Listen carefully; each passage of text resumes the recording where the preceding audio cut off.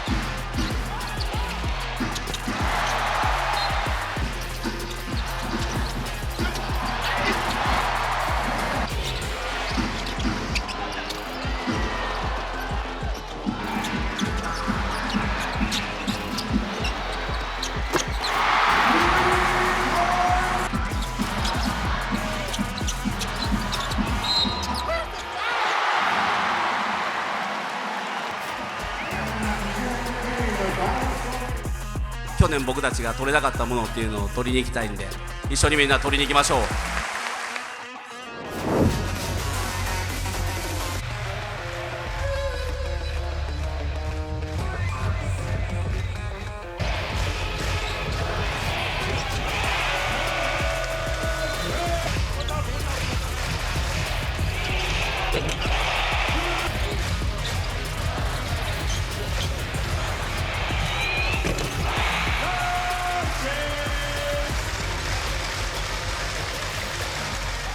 琉球はとても強いチームでタレントが多いチームでしっかり準備して、土曜日から頑張っていきたいと思います。ありがとうございます。ありがとうございました。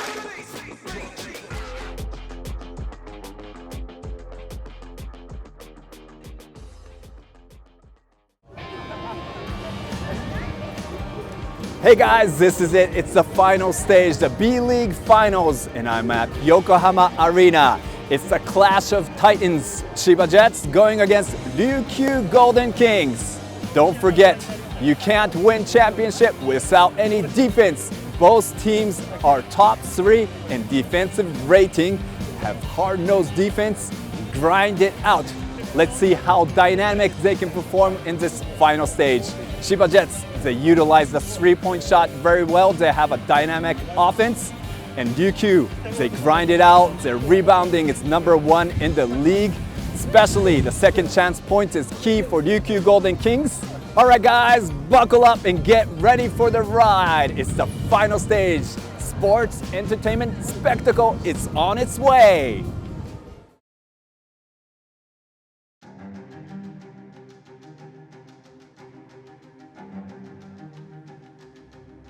一つ目っていうのが本当に大切で、だからこそこのゲームにかけてきて17対0の、ランが、第1クォーターにあって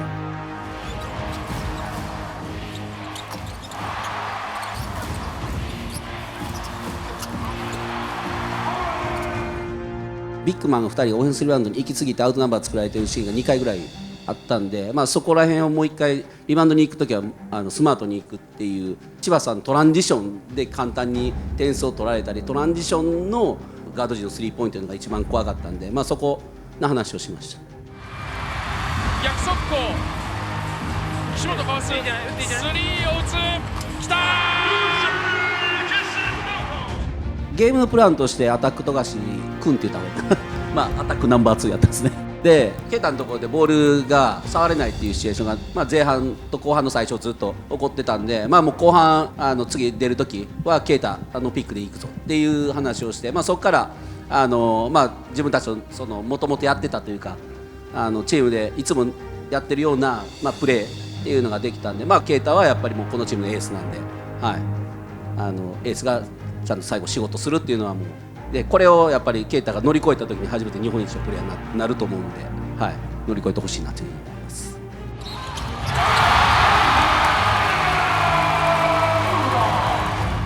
試合を通してなかなか乗り切れない時間帯もあったんですけど、本当に桶谷ヘッドコーチがおっしゃってくださった通り、最後の部分は自分にボールを集めてくれて、それなりのやっぱり責任もありますし、覚悟もある上でプレーしているので、そこは自分としては去年とは違う部分だと思いますし。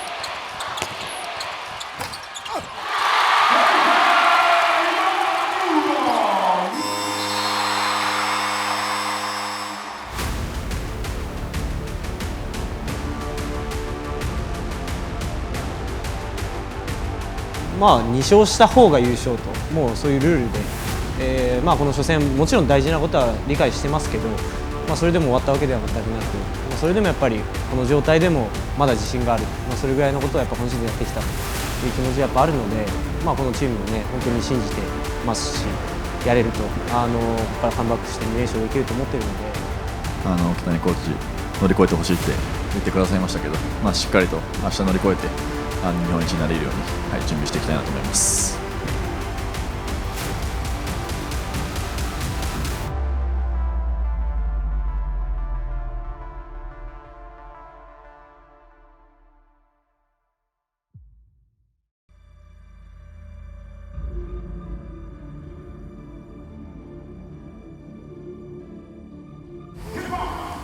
ディフェンスのところを強調して、ミーティングやって、でその、ディフェンスのところ、トランジションディフェンスと、あとは、スリーポイントですね、本数を決められてしまうと結局80点超えてしまうというところがあって、それがやっぱり1本入ったらどんどんリズムがやっぱり良くなっていって連続的に入るっていうのがもう千葉さんの特徴だったんで、まあ、ちょっとモメンタム持っていかれそうな時間帯あったんですけど、それでもチームとして我慢しながら、ディフェンス頑張って、まあ同点まで追いかけてたんですけど、うちのオープンシュートがレギュラーシーズンとちょっと違って入ってなかったのが大きかったと思います。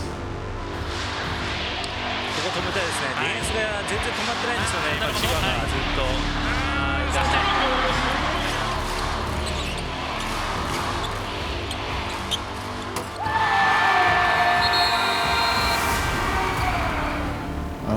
I mean, yesterday I played terribly.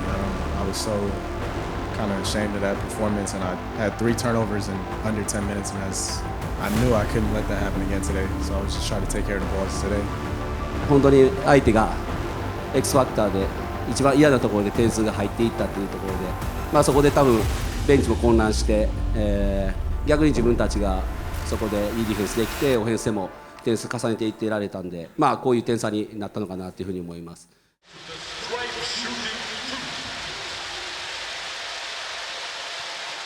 さあ10秒です。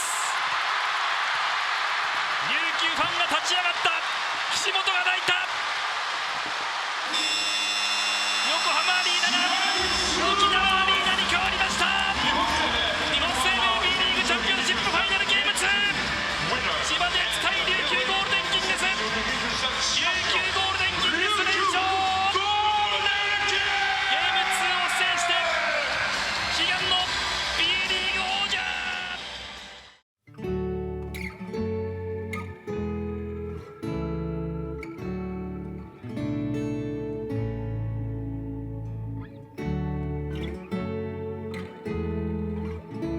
チャンピオンは琉球ゴールデンキングス。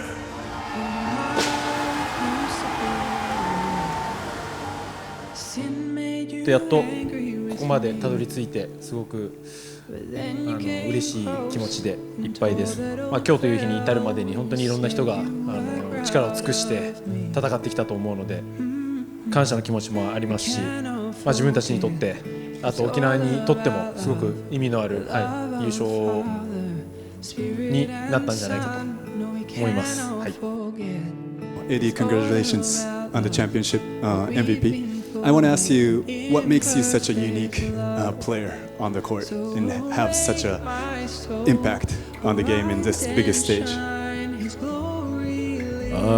Well, you know, for my position, I'm not, you know, the tallest or can't jump the highest or not the fastest. So I really focus on, you know, my basketball IQ and just trying to make the right play for the team. When they construct a team like this with great players around me, it kind of make my job easy sometimes, you know. And, you know, I'm just lucky to be on a team like this, but basically just my basketball IQ trying to play and make the right play.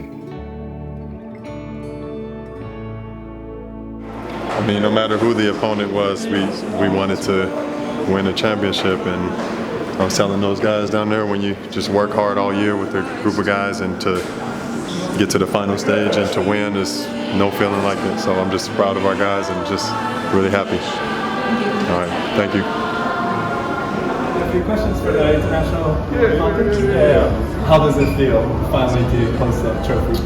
I mean, great. After last year being so close and being in all the positions where we had the best record in the league and we thought it would be a walk in the park and we didn't finish it, to be able to come back this year with all the improvements, I can tell each and every one of us took that loss and looked to improve on it so it didn't happen again. And we just did such a great job, and I'm really proud. It's a relief, because I was not going to have another summer where I have to think about every single day that we lost, and I'm just really proud of everybody. You had an interview, and you said you were just crying like a baby. Yeah. What was going through your mind? It wasn't really like since you were a baby that you were crying that much? Yeah, I mean, it's been I needed a good cry, because this has been a stressful season. I mean, back to being in a position like a team like us where you have to have success every year. It's stressful on the players and everybody involved. So to be able to have those goals be met, it's just so much just gets washed off your shoulders, and it's just, and the game is so stressful and emotional, and you have so much adrenaline that it just hit me like, well, I knew it was going to. I knew it was going to. I cried that much when my baby was born, but then now I cried just like my baby. So, man, thank you. I appreciate you always. Yeah. Yes, thank you. Thank you so much.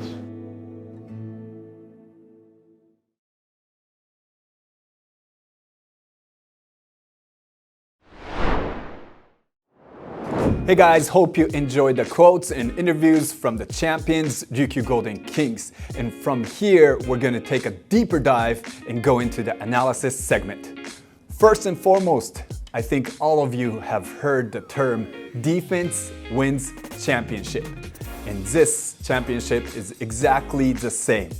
Ryukyu in 2 games was able to hold the Chiba Jets under 80 points within the regulation. The first game went into double overtime, making it a high-scoring game. But after 4 quarters, Ryukyu held Chiba Jets to 77 points.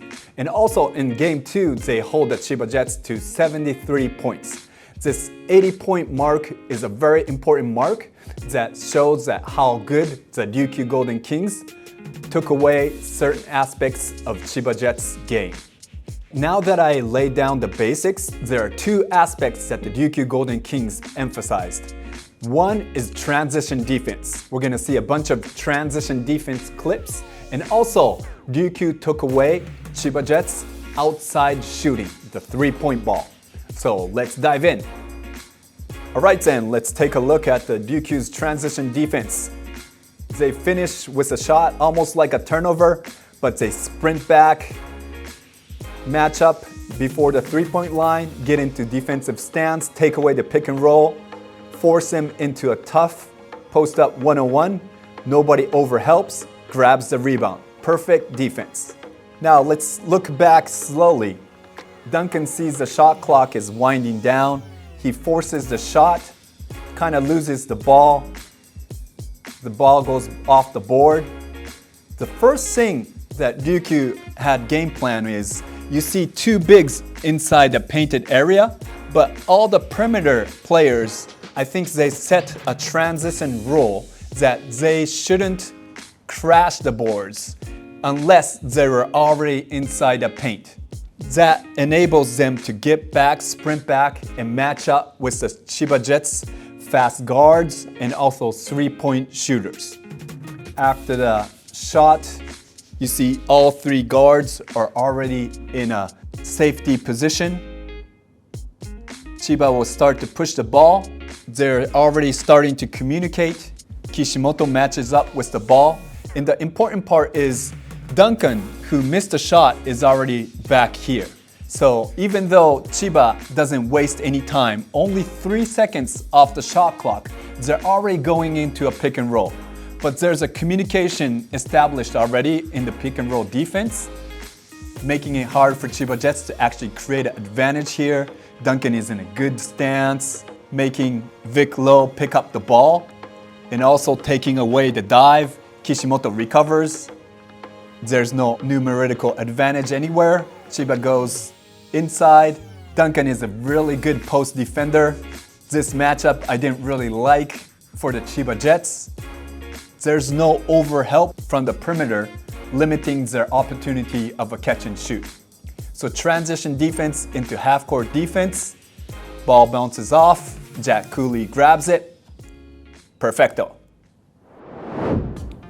In this second clip, you can see that Imamura is making a tough floater, but Chiba Jets not only runs after a turnover or a rebound, they quick restart after even a made basket, but see how many gold jerseys were already inside the paint to meet Yuki Togashi.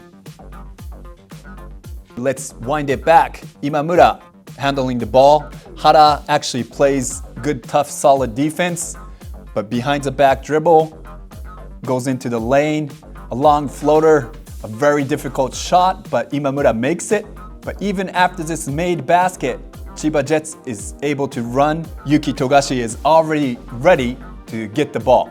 Now, as we see the ball goes into the hoop, look at Jack Cooley. I think Ryukyu also understood that Chiba wants to run even after a made basket. So once the ball goes through the net, Cooley is already into a sprinting position. He doesn't see the ball, but he's already out of the picture, trying to get back to the opposite side. Now, I'm going to rewind just a bit. When Togashi receives the ball, Gavin actually sets a screen here to free up Togashi. His man is already trailing the play by this much. But Imamura, who made the shot, was already in a safety position, communicating that he will match up to Togashi. Very good communication in transition. He matches up, but Togashi is one of the best. He sees Imamura's center of gravity shifting this way, counters it, driving right. And now remember, Cooley was sprinting back. He's in the paint. Kishimoto coming to meet Togashi here as well, making this a much tougher shot than we usually see from Yuki Togashi in transition. The transition defense that I'm showing you is very textbook, and sometimes it's underestimated. But the beauty is within the details. This type of details wins championship. And let's look at the details with this clip as well. Ko shoots a mid-range jumper. Two bigs trying to offensive rebound, but it's not there. All five is already back. Transition pick and pop. There's nothing there. This seems like a drive, but Allen is able to deflect that. Once again, let's look at the Ryukyu's attention to detail. When Ko shoots the ball here, two bigs are in the paint. They are allowed to crash the boards. This is the reason why they were able to get 24 offensive rebound in game 1 and 26 second chance points from there. But in this scene, when they can't get it, of course, Ko is going to be a little bit late getting back, but the two perimeter players over here are getting ready to get back in transition defense. They don't over crash the boards. Again, this is very important. And here, after Nishimura grabs the rebound, see how fast these two big sprint. It was almost like they're short distance sprinters. The first two steps were very fast. And these details come back to transition pick and roll defense. Chiba is the #1 team to utilize these kind of drag screens or pick and rolls in the transition. They direct Nishimura one side.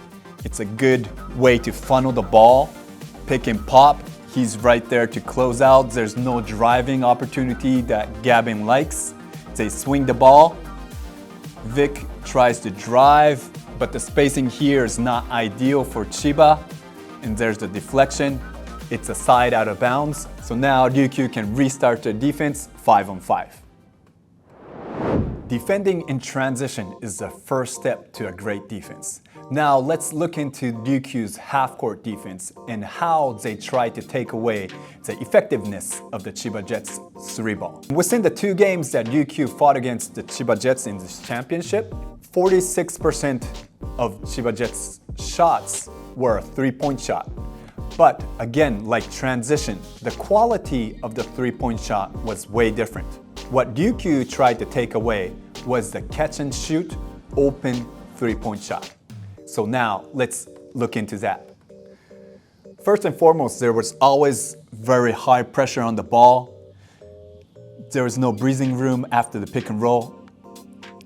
In this type of hustle, I just left this in here to see how much hungry the Ryukyu Golden Kings were. Ko flipping, fighting for the loose ball, bouncing it off Mooney to make it Ryukyu's possession. Now let's go into the details. Togashi is the most dangerous point guard in this league. But Ryukyu has many defenders to keep pressure on Togashi. Right here, Ko Philippine is guarding Togashi. They go into a pick and roll. They switch the side of the pick. This is kind of dangerous, but Allen is not taken by surprise. He's right there, and he meets Togashi above the 3-point line. This is very important. Any type of drop defense that the big would sag below the free throw line, it means death. So they are high up. And in this sequence, they utilize the switch defense.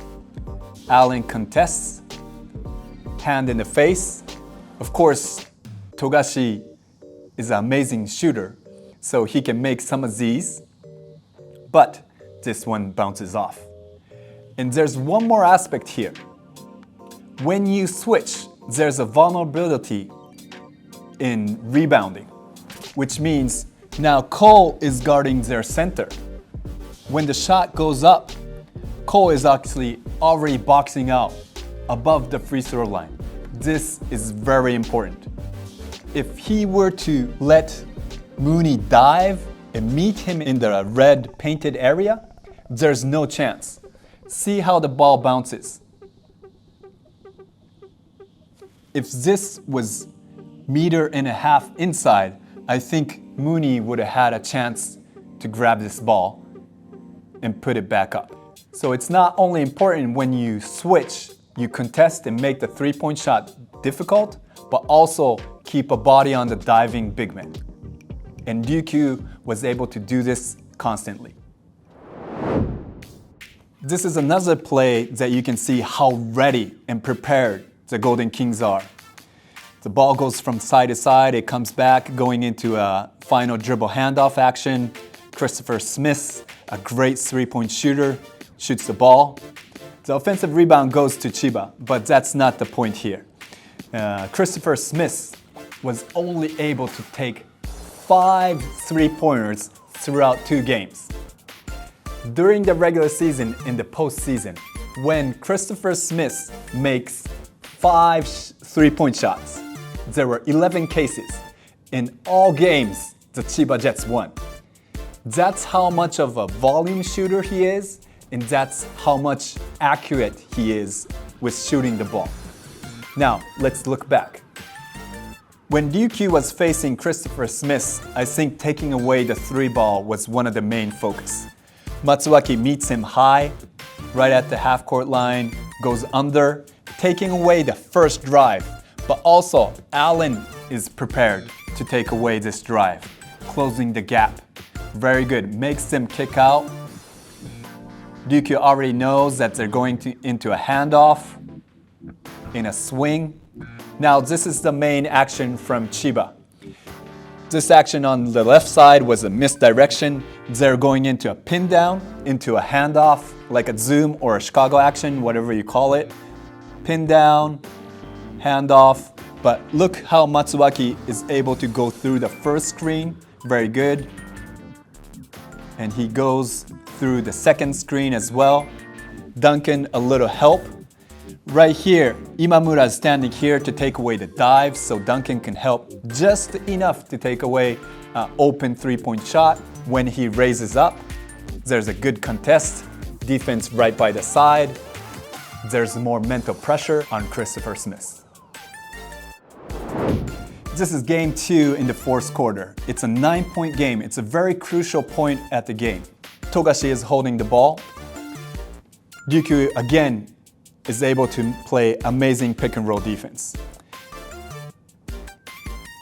They set a flare screen into a ball screen. Duncan is right there to meet Yuki Togashi. Ryukyu grabbing the rebound. This play may seem very simple, but there's a lot of details that I want to point out. Togashi is getting ready to bring the ball up. I see Cole communicating already, and the 2 bigs is communicating. And they're actually communicating to Coach Oketani right here. What the Chiba Jets did right here is to go small and super small to try to create more space to have an efficient offense. Now you see there's a guard in the right side of your corner. The Jets doesn't have a big in this lineup. And what Ryukyu did was actually put Jack Cooley onto the guard that's gonna stay in the corner. Ryukyu already knew when this super small lineup is deployed that this guard in the corner wouldn't participate in the main action. Now, what happens from there? Cooley stays and defends the corner. There's a give and go with 2 players, flare screen. If the defense overreacts, there might have been a dive. There's no overreact because Ryukyu is prepared. Yuki goes into a ball screen with Vic Lowe. This is the main action. And because Cooley guarded the guard in the corner, he wasn't involved in the pick and roll. Even though Cooley did a good job in the pick and roll action, Yuki Togashi was most efficient when going against Jack Cooley. So Ryukyu made a great adjustment with matching up with certain players. Right here, Duncan is able to contest. Now, Cooley comes into the play. If Cooley didn't box out here, Chiba may had a chance to grab this offensive rebound. So placing Cooley into the corner worked in two aspects, making the shot of Yuki Togashi very difficult and also securing the boards. Amazing chess match. All right, this is the last play of our segment. Now they go into pick and roll. Cooley actually switches, and Christopher Smith misses a three-point shot. Now, as I mentioned, Ryukyu was very effective in utilizing the switching defense. Jack Cooley lost 30 pounds compared to last season, and able to make him more mobile to get back in transition and actively defend the pick and roll. Now let's see what the switch defense actually does. Ko is matched up, there's a high pick and roll. Cooley immediately meets Togashi above the three-point line, something he was not necessarily good at throughout his career, but he tries really hard, stays with Togashi. Now again, the next threat is the dive or the offensive rebound that happens from the mismatch here. Ryukyu will do a scram switch, a second switch with Allen and Ko. They're communicating. Allen would take Gavin, the pop, Ko will meet there. Last second, but very good rotation. Now Chiba Jets are thinking, oh, where should we go to? Maybe going back to Yuki was a good idea, but Cooley is way out here. So Mooney swings it all the way over there. The game clock is not Chiba's friend anymore.